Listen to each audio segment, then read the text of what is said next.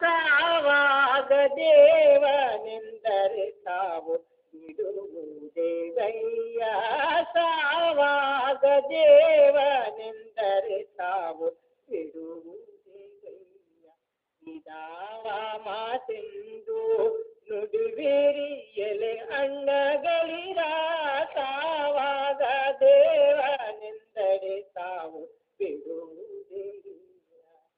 ಆಳುವಲ್ಲಿ ಬದುಕುವಲ್ಲಿ ಗುರುವ ನರಿಯದೆ ಸಾವಾಗ ದೇವನೆಂದರೆ ಸಾವು ಬಿಡುವುದೇಗಯ್ಯ.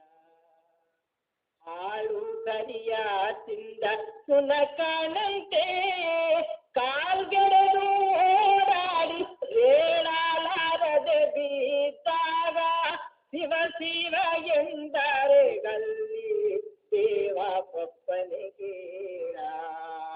ಏಳಲಾರದೆ ಬಿದ್ದಾಗ ಶಿವ ಶಿವ ಎಂದರೆ ಅಲ್ಲಿ ದೇವ ಬಪ್ಪನಿಗೇಳ. ಸಾವಾಗ ದೇವನೆಂದರೆ ಸಾವು ಬಿಡುವುದೇಗಯ್ಯ. ಇದ ನೋಡಿ ನಾಚಿ ನಗುತ್ತಿದ್ದ ನಮ್ಮ, ಇದ ನೋಡಿ ನಾಚಿ ನಗುತ್ತಿದ್ದ ನಮ್ಮ ಬಸವ ಪ್ರಿಯ ಕೂಡಲ ಚೆನ್ನ ಬಸವಣ್ಣ.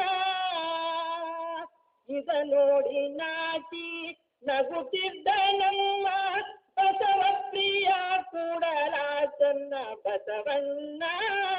ಸಾವಾಗ ದೇವನೆಂದರೆ ಸಾವು ಬಿಡುವುದೇಗೇರ. ಇದಾವ ಮಾತೆಂದು ನುಡಿಬೇರಿ ಎಲೆಗಣ್ಣಗಳಿರ. ಸಾವಾಗ ದೇವನೆಂದರೆ ಸಾವು ಬಿಡುವುದೇಗಯ್ಯ.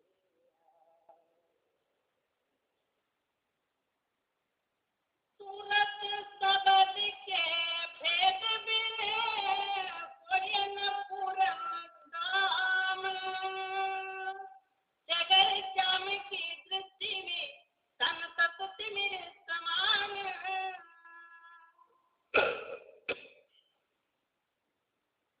सद्गुरु तुलसी साहेब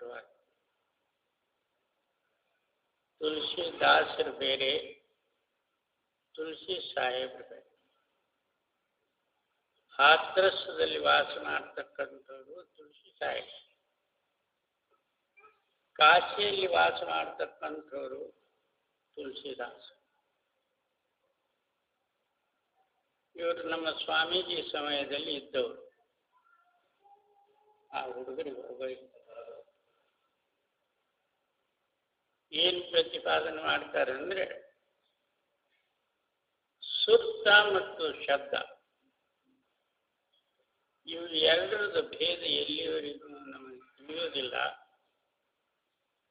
ಅಲ್ಲಿವರೆಗೂ ಆತ್ಮ ಅನುಭವ ಆಗುವುದಕ್ಕೆ ಅಲ್ಲಿಯೂ ಸಾಧನವೇ ಇಲ್ಲ. ಸುತ್ತಂದ್ರೆ ಏನು? ಕೇಳುವ ಶಕ್ತಿ ಏನದು, ಅದು ಸುತ್ತ. ಅಂದ್ರೆ ನಾವೆಲ್ಲರೂ ಕೇಳ್ತೇವು ಅಂದ್ರೆ ಸುತ್ತಕ್ಕೆ ಸಂಬಂಧಪಟ್ಟದ್ದೇನು? ಇದು ಜಡ ಶರೀರವಾಗಿ ಕೇಳತಕ್ಕಂಥದ್ದು. ಇದು ಕೇಳುವಿಕೆ ಬೇರೆ, ಮತ್ತು ತನ್ನಷ್ಟಕ್ಕೆ ತಾನೇ ಸ್ವಯಂ ಧ್ವನಿ ಕೇಳುವ ಶಕ್ತಿ ಏನದಂದ್ರೆ ಅದೊಂದು ಬೇರೆ. ಅದಕ್ಕೆ ಸುರ್ತ ಅಂತ. ಒಂದು ನಿರ್ತ. ನಿರ್ತ ಅಂದ್ರೇನು? ಲಕ್ಷ್ಯ. ಸುರ್ತ ಮತ್ತು ನಿರ್ತ ಕೇಳುವ ಶಕ್ತಿ, ನೋಡುವ ಶಕ್ತಿ. ಯಾಕೆ ಮತ್ತೆ ಇಲ್ಲಿ ತಗೊಂಡ್ಬಂದಿ? ಸುರ್ತ ಮತ್ತು ನಿರ್ತ, ನೋಡುವ ಶಕ್ತಿ ಮತ್ತು ಕೇಳುವ ಶಕ್ತಿ, ಇವು ಎರಡೂ ಒಂದಾಗಿ ಮನಸ್ಸು ಅದರಲ್ಲಿ ಕೂಡಿದ್ರೆ ಮಾತ್ರ ನಮ್ಮ ಹೃದಯದಲ್ಲಿ ಪ್ರಕಾಶ ಆಗಬಹುದು. ಕೆಲವರು ಮನಸ್ಸು ನಿಲ್ಲಿಸುವ ಪ್ರಯತ್ನನೂ ಪಡಿತಾರೆ, ಧ್ಯಾನವೂ ಮಾಡ್ತಾರೆ, ಮತ್ತು ಶೂನ್ಯವತ ಧ್ಯಾನದಲ್ಲಿನೂ ಐಕ್ಯ ಹೊಂದುತ್ತಾರೆ. ಅಂದ್ರೇನು? ಆಕಾಶವತ್ತನೂ ಆಗ್ತಾರೆ. ಮನುಷ್ಯನ ಎದುರು ಯಾವುದಾದ್ರೂ ಒಂದು ಆಕೃತಿ ಕಾಣದೇ ಇದ್ದ ಪಕ್ಷದಲ್ಲಿ ಆಕಾಶದಲ್ಲಿ ಚಿದಾಕಾಶ ರೂಪವಾದಂತಹ ಪ್ರಕಾಶ ಕಾಣಬಹುದು. ಚಿತ್ತವೇ ಆಕಾಶ ರೂಪವಾಗಿ ಪ್ರಕಾಶ ರೂಪವಾಗಿ ಕಾಣಬಹುದು. ಇದರಿಂದ ಮೋಕ್ಷ ಮಾತ್ರ ಸಿದ್ಧ ಆಗುವುದಿಲ್ಲ. ಇದು 5 ತತ್ವದ ಒಂದು ವಿಶೇಷ ಸಾತ್ವಿಕ ಗುಣ ಅಂತ ತಿಳಿ. ಅದಕ್ಕೇನಂತಾರೆ, ಶುದ್ಧ ಮತ್ತು ನಿರ್ತ. ಇವು ಎರಡರದ್ದು ಭೇದ ಮಾತ್ರ ತಿಳಿಯಲಾರದೆ ಮೋಕ್ಷಕ್ಕೆ ಅನ್ಯ ಸಾಧನವೇ ಇಲ್ಲ. ಈಗ ನಮ್ಮ ಚಿತ್ತ ಏನಾಗಿದೆ, ಈ ಪಂಚಭೌತಿಕ ತತ್ವ ಗುಣದಲ್ಲಿ ಸೇರಿ ಚರ್ಮ ದೃಷ್ಟಿ ಪ್ರಧಾನವಾಗಿ ನಮ್ಮ ಚಿತ್ತವು ಏನದಂದ್ರೆ ಚರ್ಮ ಮತ್ತು ಹೊರಗಿಂದ ಏನದಂದ್ರೆ ನಾಶಮಾನ ಪದಾರ್ಥ ಚಿಂತನೆ ಮಾಡಿ ಅದು ರೂಪ ಆಗಿ ಏನದಂದ್ರೆ ಹೊರಗೆ ಯಾವತ್ತೂ ಓಡಾಡ್ತಿತ್ತು. ಅದಕ್ಕಿಂತಲೂ ವಿಶೇಷವಾದಂತಹ ಪಂಚತತ್ವದ ಗುಣ ಕಾಮ, ಕ್ರೋಧ, ಲೋಭ, ಮೋಹ, ಅಹಂಕಾರ, 25 ಪ್ರಕೃತಿ, 3 ಗುಣಗಳು, ಪಂಚ ವಿಷಯಗಳು, ಇವೆಲ್ಲ ಶರೀರಕ್ಕೆ ಸಂಬಂಧಪಟ್ಟಿದ್ದು. ಈ ಓಸು ಗುಣಗಳಿಂದ ಕಡೆಗಾದ್ರೆ ಮಾತ್ರ ಅವಾಗ ಶುದ್ಧ ಶಬ್ದದ ಜ್ಞಾನ ನಮಗೆ ಗೊತ್ತಾಗ್ತದೆ. ಎಲ್ಲಿವರೆಗೂ ಇದರಲ್ಲೇ ನಾವು ಅನೇಕ ವಿಚಾರ ಮಾಡಿದ್ರು ಅದು ಬುದ್ಧಿ ವಿಚಾರವೇ ಆದಿತ್ತು ಹೊರತಾಗಿ ಮತ್ತೆ ಇಲ್ಲೇ ತಗೊಂಡು ಬಂದು ಅಲ್ಲಿ ದೂರ ಹೋಗು. सूरत सबद के भेद बिने कोई न पूरन काम, जगर श्याम की दृष्टि में तन तत्व मेरे समान. ಈ ಚರ್ಮ ದೃಷ್ಟಿಯಲ್ಲಿ ಮತ್ತು ಜಡವಾದಂತಹ 5 ತತ್ವ ಗುಣದಲ್ಲಿ ಕತ್ತಲಿ, ಘೋರ ಅಜ್ಞಾನ ಕತ್ತಲಿ ತುಂಬಿದ. ಈ ಎಲ್ಲ ನಾವು ಮಾಡ್ತಕ್ಕಂಥ ಕಾರ್ಯಗಳೆಲ್ಲ ಕತ್ತಲೆಯಲ್ಲೇ, ಮರಿವಿನಲ್ಲೇ ಮತ್ತು ಅನುಮಾನ ಪ್ರಮಾಣ ಆಶಕ್ಕೆ ಒಳಪಟ್ಟು ಕಾರ್ಯ ಮಾಡಿ. ನಮ್ಮ ಪ್ರತ್ಯಕ್ಷ ಪ್ರಮಾಣದಲ್ಲಿ ಏನೂ ಇಲ್ಲ. ಮುಂದಿನ ಆಶಾ, ಭೂತ, ಭವಿಷ್ಯ, ವರ್ತಮಾನ, ಒಂದು ಹಿಂದಿನ ಯಾವುದರೇ ಒಂದು ಚಿಂತೆ ಮಾಡೋದು, ಈಗ ಸದ್ಯದ ಕಾಲದಲ್ಲಿ ನಡೆದ ವ್ಯವಹಾರದ ಚಿಂತೆ ಮಾಡೋದು, ಆ ಲೋಭ ರೂಪವಾದಂತಹ ಆಶಕ್ಕೆ ಒಳಪಟ್ಟು ಮುಂದೆ ನಾನು ಇಂಥವನಾಗಬೇಕು, ಇಂಥ ಸುಖ ಬೇಕಂತೇಳಿ ಆಶೆ ಪಟ್ಟು ನಾವು ಅದರಲ್ಲಿ ಈ 3 ಗುಣದಲ್ಲಿ ಕೂಡಿಬಿಟ್ಟಿದ್ದೀವಿ. ಭೂತ, ಭವಿಷ್ಯ, ವರ್ತಮಾನ, ಇವು 3 ಅಂಧಕಾರ ರೂಪದ. ಈ ಸುರ್ತ ಶಬ್ದ ಏನದಂದ್ರೆ ನಮ್ಮ ಹೃದಯದಲ್ಲಿ ಪ್ರಕಾಶ ಮಾಡ್ತಕ್ಕಂಥ ಶಕ್ತಿ ಇದು ಒಂದೇ. ಇದು ಎಲ್ಲಿವರೆಗೂ ನಮ್ಮ ಅಂತರದಲ್ಲಿ ಪ್ರಮಾಣಸ್ಪದ ಆಗೋದಿಲ್ಲ. ಅಲ್ಲಿವರೆಗೂ ನಮ್ಮ ಪರಮಾರ್ಥ ಏನದಂದ್ರೆ ನೀರನ್ನು ಕಂಬನಿ ಇತ್ಲಾಗ ಹೊಳತಾನೆ, ಇತ್ಲಾಗೆ ಅತ್ಲಾಗ ಹೊಳತಾನೆ, ಅತ್ಲಾಗೆ ಮುಳುಗಿ ಹೋಗ್ತಾನೆ, ಮುಳುಗಿ.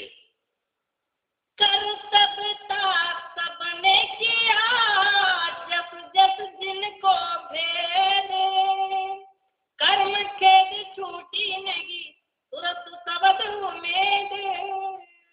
ಅದಕ್ಕೇನಂತಾರೆ, ತಮ್ಮ ಬುದ್ಧಿ ಅನುಸಾರ ಪರಮಾರ್ಥ ಪ್ರಾಪ್ತ ಮಾಡಿಸ್ಕೋಬೇಕಂತೇಳಿ ಎಲ್ಲರೂ ತಮ್ಮ ಬುದ್ಧಿ ಅನುಸಾರ ಕರ್ಮಗಳು ಮಾಡ್ಕೋತೆ ಹೋದರೂ ಕರ್ತವ್ಯವೂ ಮಾಡಿದ್ರು.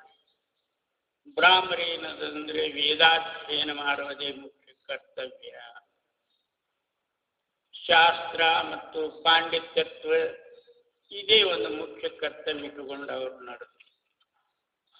ಕ್ಷತ್ರಿಯಗಳೇನದಂದ್ರೆ ರಾಜ್ಯಪಾಲನೆ ಮಾಡುವುದು ಮತ್ತು ಬ್ರಾಹ್ಮಣ ಸೇವಾ ಮಾಡುವುದು, ದೇವಿ ದೇವತಾದಿಗಳ ಉಪಾಸನಾ ಮಾಡುವುದು, ಇಂಥದ್ದಂಥದ್ದು ಅದೊಂದು ಕರ್ತವ್ಯ ಅಂತ ಹೇಳ್ತಾರೆ.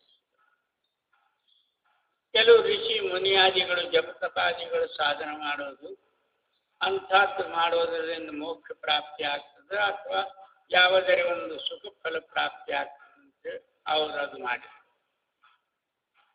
ಈಗ ನಮ್ಮ ಪ್ರಪಂಚಿಕ ಕಾರ್ಯಕರು ಅಥವಾ ಪ್ರಪಂಚಿಕ ಜನರು ಏನದಂದ್ರೆ ಈಗ ಜಡವಾದಂತಹ ಕಾರ್ಯರೂಪವಾದಂತಹ ಕರ್ತವ್ಯದಲ್ಲಿ ಮುಳುಗಿದ್ರು. ಪರಂತು ಇದು ಶುದ್ಧ ಶಬ್ದ ಭೇದಲ್ಲ ಅಥವಾ ಶುದ್ಧ ಶಬ್ದದ್ದೇನದಂದ್ರೆ ಸಾಧನ ಸ್ಥಿತಿಯಲ್ಲಿ ಇದು ಏನೋ ಒಂದು ನಾವು ಮಾಡ್ದಂಗೆ ಆಗುತ್ತೆ. ಮತ್ತೆ ನಾವು ಕತ್ತಲೆಯಲ್ಲಿ ಓಡಾಡೋದು. ಹೌದು, कर सबका सबने किया जस जस जिनको भेद ಯಾರ್ಯಾರಿಗೆ ಯಾವ್ಯಾವ ಪ್ರಕಾರ ಭೇದ ಸಿಕ್ತು ಆ ಪ್ರಕಾರ ಅವರು ಕರ್ಮ ಮಾಡ್ಕೊತ ಹೋದ್ರು ಹೊರತಾಗಿ ಪರಂತು ಇದು ನಿಜವಾದಂತಹ ಸಿದ್ಧಾಂತ ಅಲ್ಲ.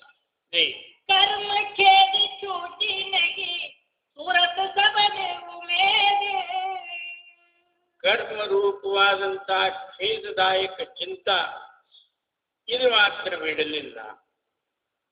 ಕೆಲವರು ಏನದಂದ್ರೆ ಸುಪ್ತ ಶಬ್ದದ ಮಾರ್ಗವೂ ಸಿಕ್ತು, ಅದರಲ್ಲಿ ಮನಸ್ಸು ಪ್ರೇಮಗೊಳ್ತು, ಪರಂತು ಅದರಂತೆ ಮಾಡಿ ನಾವು ಅದರ ಫಲ ಪಡೆಯಲಿಲ್ಲ. ಕೆಲವು ಸತ್ಸಂಗಿಗಳಿಗೆ ನಾಮನೂ ಸಿಕ್ತು ಅಂತೇಳಿ, ಈ ನಾಮದಿಂದ ಏನದಂದ್ರೆ ಮುಕ್ತಿ ಇಂಥ ಸಿಗ್ತದ ಅಂತ ಸಿಗ್ತದ ಒಳ್ಳೇದದ ಅಂತೇಳಿ ಈ ಭಾವ ಉಮೇದ ಭಾವನೂ ಬಂತು. ಅಂದ್ರೂ ಎಲ್ಲಿವರೆಗೂ ಅದು ನಾವು ಕಾರ್ಯ ಮಾಡಿ ಸಿದ್ಧಪಡಿಸಿಕೊಳ್ಳೋದಿಲ್ಲ, ಅಲ್ಲಿವರೆಗೂ ಅದರದ್ದು ಫಲ ಏನು? जो उपाय चलते करे मिले न उनका भेद फिर जुगल जुग में सगे उन गतियागमन का भेद ಮತ್ತು ಯಾರು ಇಂಥ ಸತ್ಯ ಉಪಾಯ ಸಿಕ್ಕರೂ ತಮ್ಮ ಬುದ್ಧಿ ಚಾತುರ್ಯತ್ವ ಛಲಬಲದಿಂದ ಮಾಡ್ತಾರಂದ್ರೆ ಈ ಅಂತರ್ಯ ಸೂಕ್ಷ್ಮವಾದಂತಹ ಭೇದ ಅವ್ರಿಗೆ ತಿಳಿತಕ್ಕಂಥದ್ದು ಮಹಾ ಕಠಿಣ. ಎಂದಕ್ಕೇನು ವ್ಯವಹಾರಿಕ ಕರ್ಮ ಬುದ್ಧಿ ಬಿಡುವುದಿಲ್ಲ. ಇದು ಚೈತನ್ಯ ಏನದಂದ್ರೆ ಇವರ ಅಂತರದಲ್ಲಿ ಜಾಗೃತ ಆಗುವುದಿಲ್ಲ, ಜನನ ಮರಣ ತಪ್ಪುವುದು.